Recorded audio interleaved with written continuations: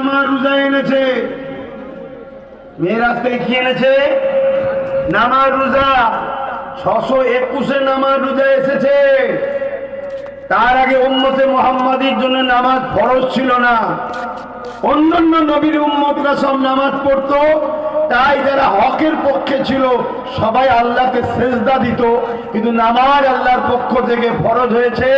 621 নামাজ এসছে, মনে থাকবে? তাহলে 610 নবী নবুয়তের ঘোষণা করেছে, 621 নামাজ এসছে।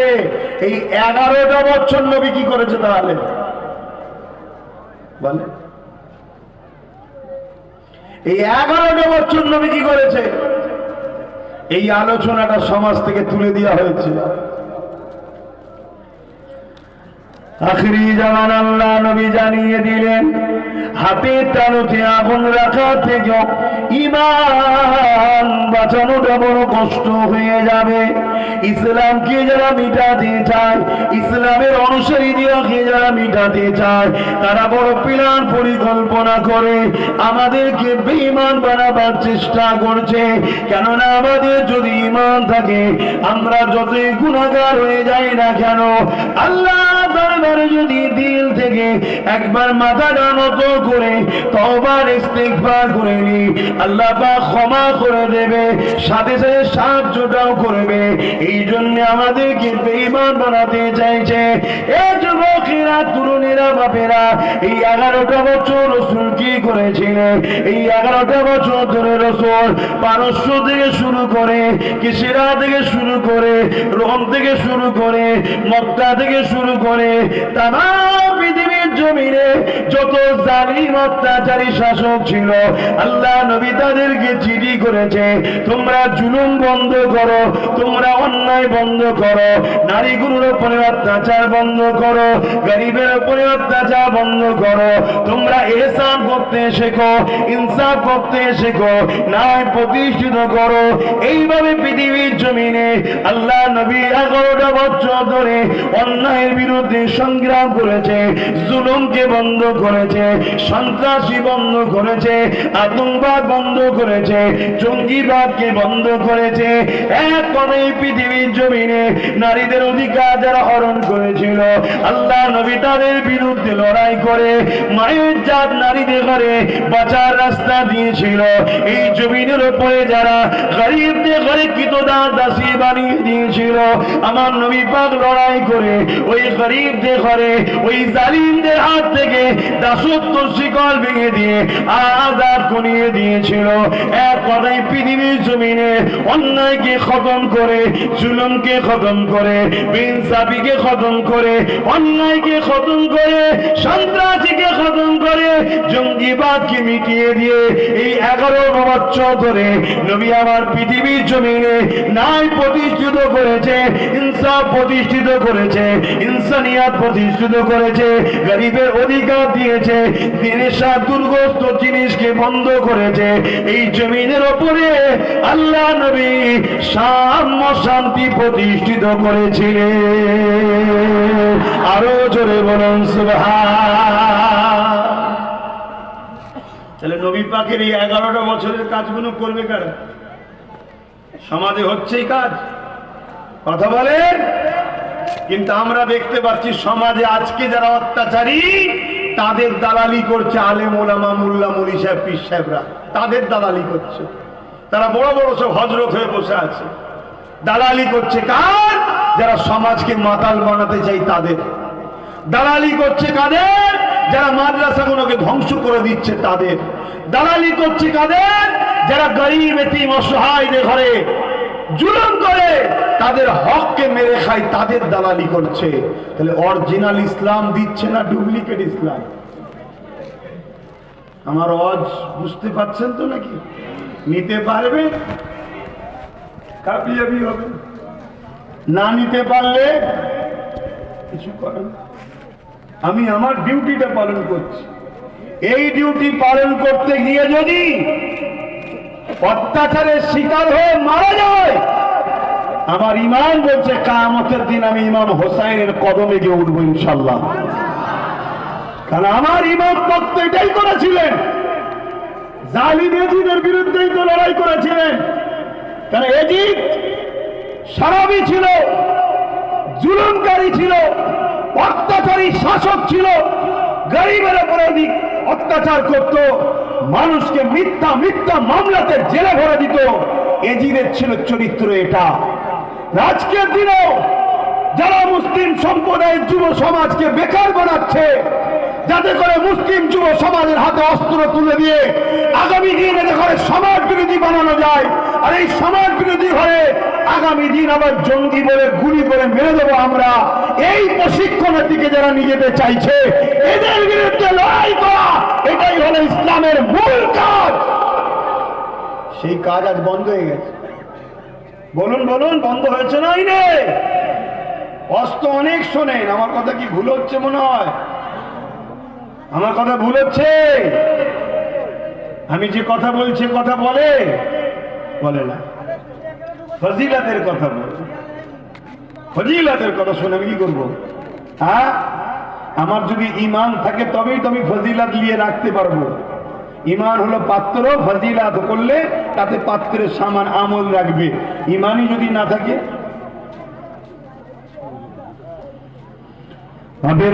জোয়ান তরুণেরা, যে সমাজে ইনসাফ নেই এর মানে ওই সমাজে ইসলাম নেই।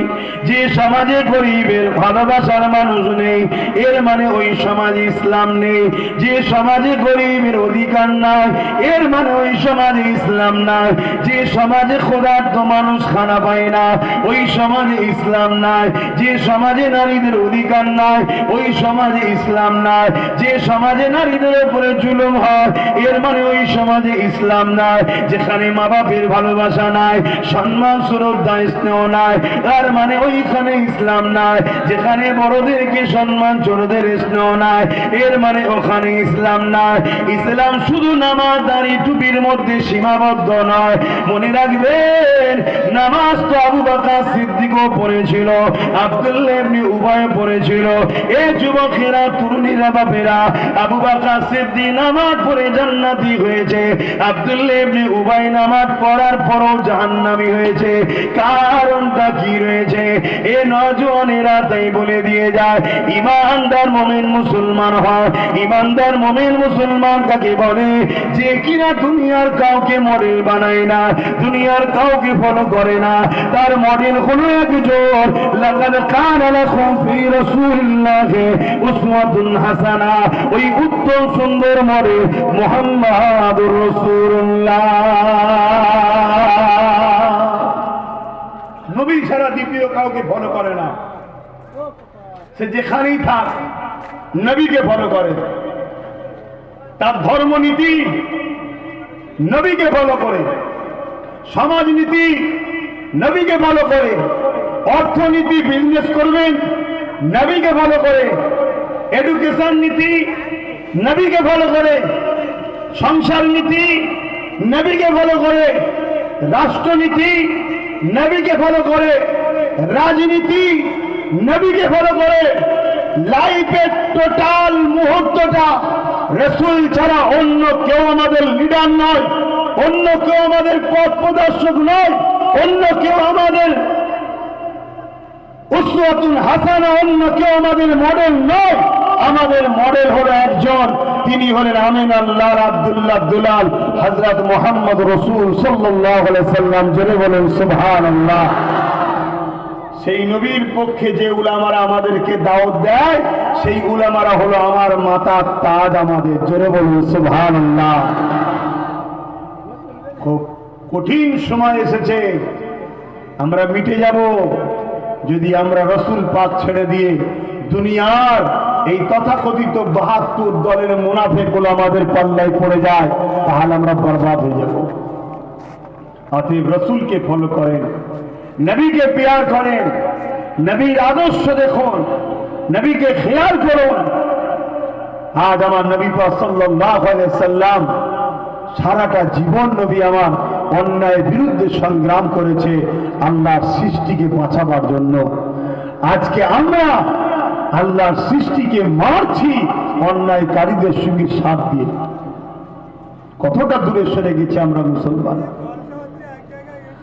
আল্লাহ পাক কোরআনের মধ্যে জানিয়ে দিলেন, তোমরা যখন আমি আল্লাহ আমার থেকে আমার নবী থেকে দূরে সরে যাবে, আমি আল্লাহ তখন জালিম শাসককে বসিয়ে আমি আল্লাহ তার দ্বারা তোমাদেরকে শায়েস্তা করব। শুনছেন? আমরা সরে গেছি বলেই দেখুন আমার দেশের মাথায় বসে গেছে জালিম। শায়েস্তা করছে না, করেন? হ্যাঁ, অলরেডি উত্তরাখণ্ড আমার ভারতবর্ষের একটা রাজ্য, উত্তরাখণ্ড জানেন?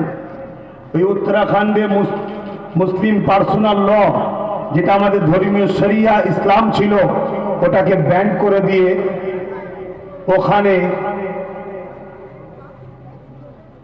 ওরা ইসলামিক আইনকে আর মানতে দিচ্ছে না, ইউসিজিকে লাগু করে দিয়েছে।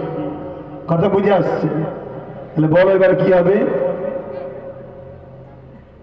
কবে জাগবে তোমরা? যেদিন ব্যান্ড হবে মসজিদে ঢুকা, মাদ্রাসা ঢুকা, ইসলাম অনুযায়ী চলা যেমন উত্তরাখণ্ডে চালু হয়ে গেছে, যেদিন তোমাদের এখানে চালু হবে তারপরে তোমরা জাগবে। আগে থেকে জাগো, আগে থেকে ঐক্য হও, আগে থেকে সংগঠিত হও। নিজের অধিকার বুঝে দিবার জন্য মোমেনা এক জায়গায় হয়ে ইমানদার লিডার তৈরি করো। ইমানদার। কখনো মদ দিয়ে নাপাক কাপড়কে পরিষ্কার করা যায় না, কেন? মদও নাপাক, কাপড়টাও নাপাক। অতএব ইসলাম বিরোধী, ইসলামের দুশ্মন দিয়ে কখনো ইসলামের কল্যাণ হবে এই আশা করা যেতে পারে না। মন দিয়ে আর একটা পরিকল্পনা চালু হয়েছে। ওই পরিকল্পনা যেটা আগেই বলছিলাম, মুনাফিক এই সমাজের মধ্যে কোটি কোটি টাকা দিয়ে মাদ্রাসা তৈরি করা হচ্ছে, মসজিদ তৈরি করা হচ্ছে। ওই মাদ্রাসাতে কোরআনের শিক্ষা দেওয়া হবে, হাদিসের শিক্ষা দেওয়া হবে, নামাজের বিষয়ে দেওয়া হবে, রোজার বিষয়ে দেওয়া হবে, হজের বিষয়ে দেওয়া হবে, যাকাতের বিষয়ে দেওয়া হবে। এ যুবকেরা, তরুণেরা, ইসলামের সব বিষয়ে দেওয়া হবে। কিন্তু আমার রাসূলুল্লাহর শান, মর্যাদা, আদব, প্রেমের ইশকের বিষয়ে শিক্ষা দেওয়া হবে না। কেন দেওয়া হবে না? এই জন্য দেওয়া হবে না, কেননা এই বিষয়টা হলো ইমানের সাথে। তাতে ওই জায়গা থেকে, ওই মাদ্রাসা থেকে, ওই মসজিদ থেকে নামাজি বেরোবে, আলেম বেরোবে, মুফতি বেরোবে, মাওলানা বেরোবে, সমাজে ঘুরে বেড়াবে, ঘন্টা ঘন্টা আলোচনা করবে নামাজের, ঘন্টা ঘন্টা আলোচনা করবে রোজার, ঘন্টা ঘন্টা আলোচনা করবে হজের, ঘন্টা ঘন্টা আলোচনা করবে ইসলামের সব বিষয়ের উপরে। কিন্তু আমার রাসূলুল্লাহ নিয়ে আলোচনা করবে না, আমার নবীর শান, মর্যাদা, মাকাম নিয়ে আলোচনা করবে না। কেন করবে না? তাদেরকে ইসলামের দুশমনরা অর্থ দিয়ে, ট্রেনিং দিয়ে তৈরি করছে, যাতে করে এই মুসলিম সমাজ মুহাম্মদ রাসূলের আদব আর প্রেমটা ভুলে যায়। আদব প্রেম ভুলে গেলে আমাদের ঈমানটা চলে যাবে। নবীর প্রেম আদবের নাম হলো ঈমান।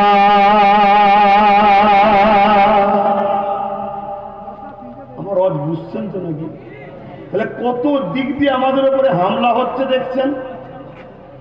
অন্য হামলাকে রুকা যাবে, যত বড় পাওয়ারফুল হোক না কেন। যারা গায়ের জোর দেখাচ্ছে আজকে আমাদের সমাজে, দেখাচ্ছে না, দেখায়নি, তার মধ্যে পশ্চিম বাংলাতে ইদানিং একটু আবার বাড়াবাড়ি ধরেছে পূর্ব মেদিনীপুরে একজন, বুঝতে পারছেন না? কিছুদিন আগে উনি আবার আমাদেরই দরদি ছিল, সেকুলার ছিল, এখন হঠাৎ করে কমনাল ভূত চেপেছে ওনার ঘাড়ে। কি জিহাদি টিহাদি কি সব বলছে না, মাদ্রাসা তাদ্রাসা সব জঙ্গি তৈরি হয় কি সব বলছে তো নাকি? ওনার ঘাড়ে এখন কমনাল ভূত চেপেছে। এই রকম প্রকাশ্য দুশ্মন যতই থাকুক আমাদের কিছু করতে পারবে না। এনারা যে যত শক্তিশালী হোক, মিলিটারি থাকুক, ফোর্স থাকুক, খারাপ ক্ষমতা থাকুক, 313 জন যেমন ছিল, আমরাও যদি ইমানদার হতে পারি, এরা যতজনই থাকুক আমাদের কিছু করতে জোরে বলেন পারবে না। কিন্তু এরাই অর্থ দিয়ে আর একদল মুনাফিক বাজারে ছেড়েছে। ওই মুনাফিক গুলোর কাজ কি বললাম? নামাজ দেবে, রোজা দেবে, দাড়ি দেবে, টুপি দেবে, হজ দেবে, যাকাত দেবে, সব দেবে, শুধু মোহাম্মদ রসুলকে বার করে নেবে। শুনছেন না শোনেন না? কেন? মোহাম্মদ রসুলের আদব ও প্রেমের নাম কি? জোরে বলে ঈমান। ঈমান। আর যদিও নবীর নাম নেয়, নবী সাহেব করবে। কি বলবে? নবী সাহেব। আমার নবী সাহেব নয়, আমার নবী মুহাম্মদ রাসূল সাল্লাল্লাহু আলাইহি ওয়াসাল্লাম। কথা মাথায় ঢুকছে? আর যদিও বা নাম নয়, ঘুরিয়ে ফিরিয়ে দেখবেন আমার নবীকে আমাদের মতো মানুষ বানাতে চাইবে।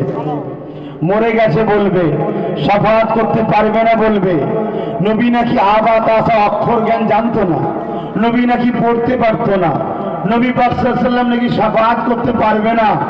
এই সব গুণ আস্তে আস্তে ঢুকাবে। এই শুনছেন? আমার অজমন হচ্ছে, আপনারা বুঝতে পারছেন না। হ্যাঁ,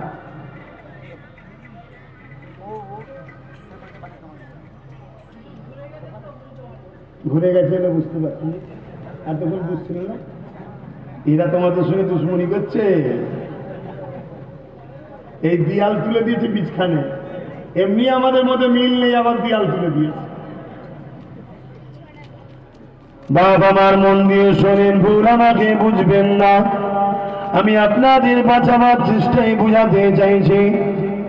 যদি কেউ আমাকে ভুল বোঝেন, আমার কিছু করার নেই। তবে হ্যাঁ, মনে রাখবেন, আল্লাহ নবীর হাতে হাত দিলেন আব্দুল্লাহ ইবনে উবাই, আমার নবী পাকের হাতে হাত দিলেন সিদ্দিকে আকবর। আবু বকর সিদ্দিক নবীকে ইক্তেদা করে নামাজ পড়লেন, আব্দুল্লাহ ইবনে উবাই ইক্তেদা করে নামাজ পড়লেন। আমার নবী পাকের সঙ্গে আবু বকর সিদ্দিক জিহাদের ময়দানে গেলেন, আব্দুল্লাহ ইবনে উবাই গেলেন। আমার রাসূলুল্লাহর সঙ্গে আব্দুল্লাহ ইবনে উবাই হজ করতে গেলেন, আবু বকর সিদ্দিক হজ করতে গেলেন। আবু বকর সিদ্দিকের মুখে দাঁড়িয়ে মাথায় টুপি পরনে পাগড়ি জুব্বা রয়েছে, আব্দুল্লাহ ইবনে উবাই রয়েছে। কিন্তু আমার নবী পাক আবু বকর সিদ্দিককে জান্নাতি ঘোষণা দিয়ে দিল, আর আব্দুল্লাহ ইবনে উবাই জাহান্নামী হয়ে গেল। এই যুবকেরা কারণটা কি শোনে? হযরত আবু বকর সিদ্দিককে জিজ্ঞাসা করা হয়েছে, হে আবু বকর সিদ্দিক, আপনি যা করেছেন আব্দুল্লাহ ইবনে উবাই তাই করেছে, কিন্তু আপনি জান্নাতি হয়ে গেলে, ও জাহান্নামী হয়ে গেল, কারণ কি? আবু বকর সিদ্দিক বলতে লেগেছে, এ দুনিয়ার মানুষেরা আব্দুল্লাহ ইবনে উবাই যা রয়েছে, আমি আবু বকরেরও তাই রয়েছে, কিন্তু আমার যা আছে ওর তা নাই। কি ওর রয়েছে আপনার নেই, আর রয়েছে আর আপনার আছে ওর নাই। আবু বকর সিদ্দিক বলেছিল, এ দুনিয়ার মানুষেরা মন দিয়ে শোনো, আব্দুল্লাহ ইবনে উবাইয়ের নামাজ ছিল, ওটা আমি আবু বকরের রয়েছে। আব্দুল্লাহ ইবনে উবাই নবীর হাতে হাত দিয়েছে, ওটা আমি আবু বকরও দিয়েছি। আব্দুল্লাহ ইবনে উবাই নবীর সঙ্গে হজ করেছে, ওটা আমি আবু বকরও করেছি। আব্দুল্লাহ ইবনে উবাই নবীর সঙ্গে হজে গেছে, ওটা আমিও গেছি। আব্দুল্লাহ ইবনে উবাই জিহাদে গেছে নবীর সাথে, ওটা আমি আবু বকরও সেখানে ছিলাম। আব্দুল্লাহ ইবনে উবাইয়ের দাড়ি টুপি পাগড়ি রয়েছে, ওটা আমি আবু বকর আমারও রয়েছে। আব্দুল্লাহ ইবনে উবাই আমার নবীর কাছে বসে কোরআন শিখতো, আমি আবু বকর সিদ্দিকও বসে শিখতাম। এই দিক দিয়ে ওর যা আছে আমারও তাই রয়েছে, কিন্তু আব্দুল্লাহ ইবনে উবাইয়ের একটা জিনিস নাই যেটা আমার রয়েছে। কি আপনার আছে ওর নাই? আবু বকর সিদ্দিক বলল, আমার হৃদয়ে আল্লাহ নবীর প্রেম আর আদব রয়েছে, যেটা আব্দুল্লাহ ইবনে উবাইয়ের নাই। তাই সব থাকার পরেও জাহান্নামী হয়ে গেছে, আর আমি আবু বকর নবীর প্রেম ও আদব থাকার জন্য জান্নাতি হয়ে গেছি। আরো জোরে বলুন সুবহান। শুনছেন তো সবাই? তাহলে ইসলামের দুশ্মনরা জানে যে আমাদের হাতে যাই থাকুক, এদেরকে মিটাতে গেলে বেঈমান বানাতে হবে। শুধু গুনাহগার বানালেও হবে না, কেন গুনাহগার 1 বছর ধরে বানাই আমরা, আর মোল্লা মৌলভী সাহেবরা এসে দুয়ার আগে তওবা করেন ভাই না পেরে একদিন এরকম চলে করাই না আল্লাহ এত দয়ালু পরীক্ষা চলছে জানো তওবাকারীকে নবজাতক শিশুর মতো বেগুনা বানিয়ে দেয় যদি বলুন সুবহানাল্লাহ এই হ্যাঁ তাহলে এদেরকে শুধু গুনাহগার বানালে হবে না পাগল গান যাত্রা ভাঙা বেরিং খা আমাদের বেরিং মদ ঘুষ খাইয়ে সে কোন শুধু গুনাহগার বানাবার পরও আল্লাহর ওলিদের সোহবতে যাওয়ার পর আলেমে হাক্কানীদের সোহবতে যাওয়ার পর এই পাপী বান্দাগুলোই তওবা করে আমরা তো আল্লাহর দরবারে দিয়েও তওবাকারী বলে ঘোষিত হয়ে যাচ্ছে জোরে বলুন সুবহানাল্লাহ। আমাদের ভিডিও করব আমরা ইতিহাসে দেখেছি বক্তার কাছে পাঠাবো জগৎ বিখ্যাত এটা মাপ আল্লাহর ওলি হয়েছে বিশাল হাফিজ, কিন্তু দিনের একটা সময় ছিল আপনার নাম প্রতিদিন মসজিদের সঙ্গে বাড়ি নিয়ে মদ খেয়ে আড্ডা দিত, কিন্তু একদিন আল্লাহর রহমতে ওই বিশাল হাফিজ হুজুরকে আল্লাহ কোন খারাপের জায়গা থেকে তুলে নিয়ে জগৎ বিখ্যাত ওলি বানিয়ে দিয়েছে জোরে বলেন সুবহানাল্লাহ।